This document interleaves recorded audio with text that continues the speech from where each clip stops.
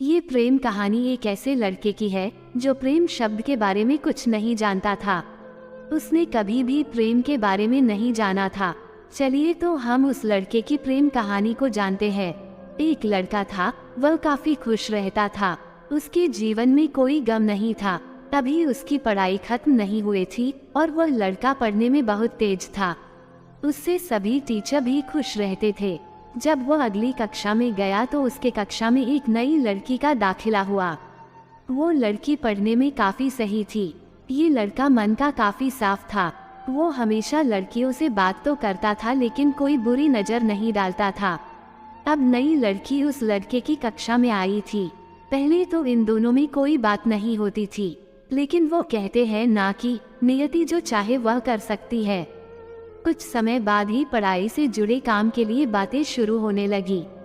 पहले तो काफी कम बातें होती थी, लेकिन उन दोनों को एक दूसरे से बात करने में काफी मजा आता था। वो अब बहुत सी बातें करने लगे।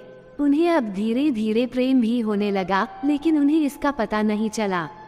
लड़की तो बहुत जल्द समझ गई कि उसे प्रेम हो गया है। वो लड़के के साथ रहने के लिए तैयार हो गई, लेकिन लड़के को कुछ भी पता नहीं था। वो बस इसको दोस्ती ही समझता था। समय निकलता गया और अब पढ़ाई खत्म होने को थी। लड़की सोचती थी कि लड़का अपने तरफ से बोले, लेकिन लड़का अभी तक कुछ नहीं समझ सका था। आखिर लड़की ने ही ये बात उसके दोस्तों से कही।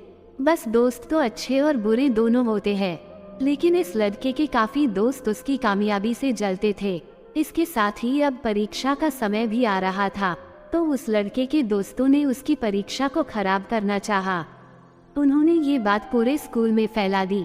जब ये बात टीचर तक पहुंची तो वो इस पर विश्वास नहीं कर पा रहे थे। इसके बाद ये बात लड़के के पास भी पहुंची।